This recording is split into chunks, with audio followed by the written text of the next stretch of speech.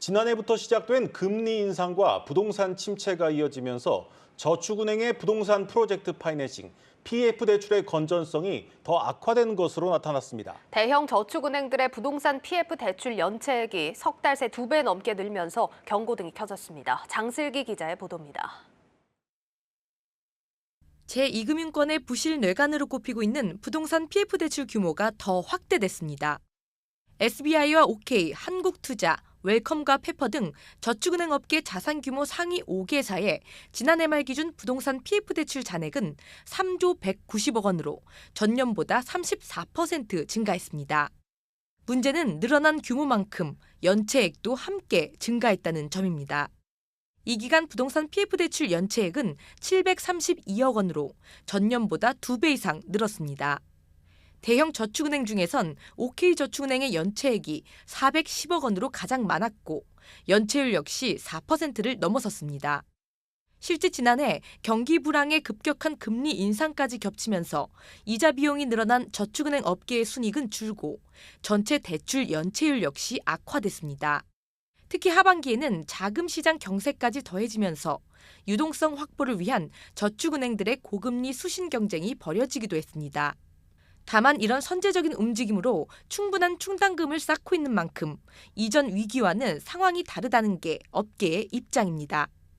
작년 말 전체 PF 대출 연체율은 2%대로 전체 대출 연체율 3.4%에 비해 낮은 수준이고 타업권에 비해 선순위 비중이 높고 비수도권 비중은 낮습니다. 대선 충당금 적립 기준도 타 금융권에 비해 강화된 규제를 적용하고 있어 안전하게 관리되고 있습니다.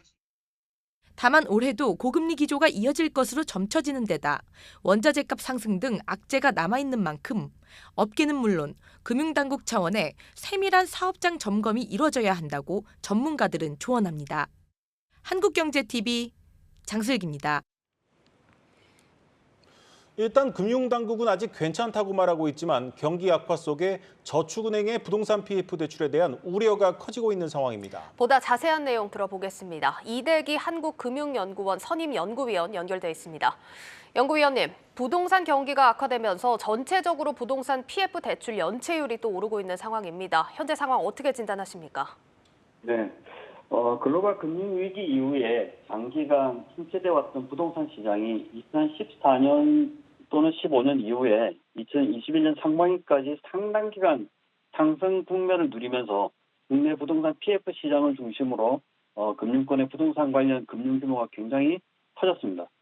21년 하반기 이후에 미국을 포함해서 글로벌 금융 정책이 빠르게 강한 긴축 기조로 전환되고 글로벌 부동산 시장 조정과 함께 국내 부동산 시장도 본격적인 침체기로 접어들었다고 할 수 있는데요. 이로 인해서 부동산 PF발 자금 경색과 건설사 부실화가 일부 현저되었다고 볼 수 있겠습니다. 특히 세종이나 대구를 포함해서 5대 광역시와 인천 지역을 포함한 수도권 외곽 지역을 시작으로 해서 부동산 시장의 침체가 가속화되고 아파트 미분양이라든지 계약 포기, 입주 물량이 급증하면서 관련 부동산 금융의 부실화 우려가 확산되고 있습니다.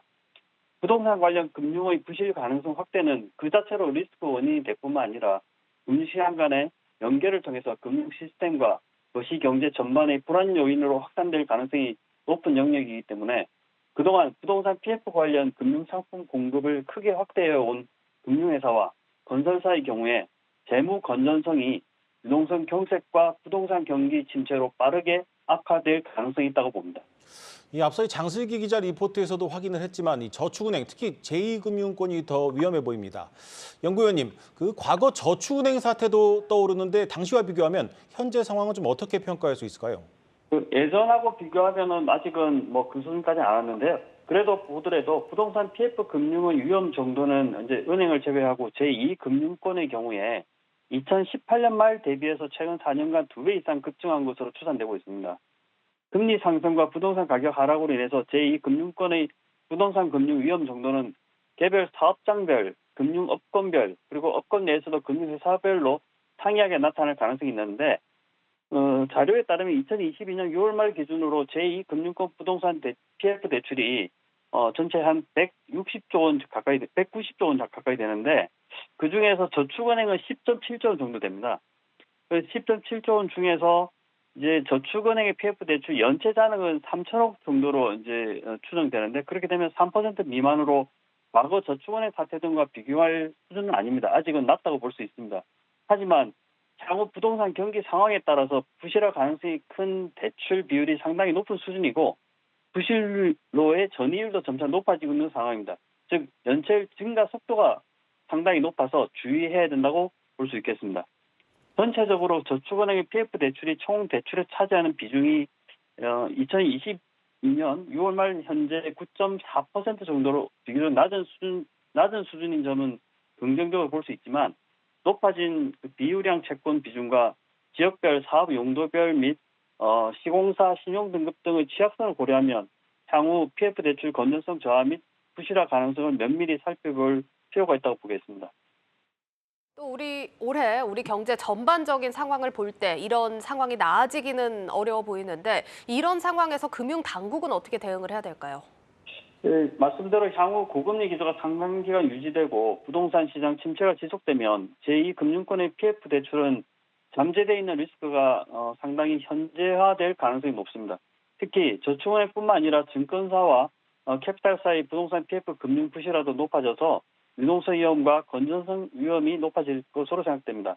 그래서 당국은 사업장 단위로 부동산 PF 부실을 점검하고 정상 사업장의 경우 차질 없이 사업이 진행될 수 있도록 유동성을 충분히 지원하고 부실 우려가 있는 사업장의 경우에는 새로운 사업자에게 매각 정리될 수 있도록 지원할 필요가 있습니다.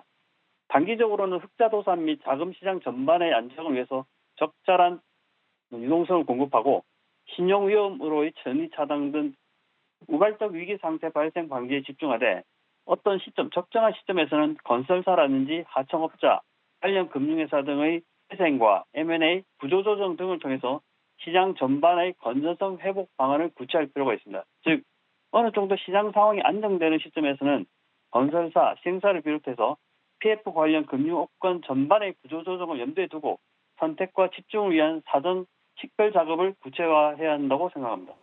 예, 잘 들었습니다. 이대기 한국금융연구원 선임 연구위원이었습니다.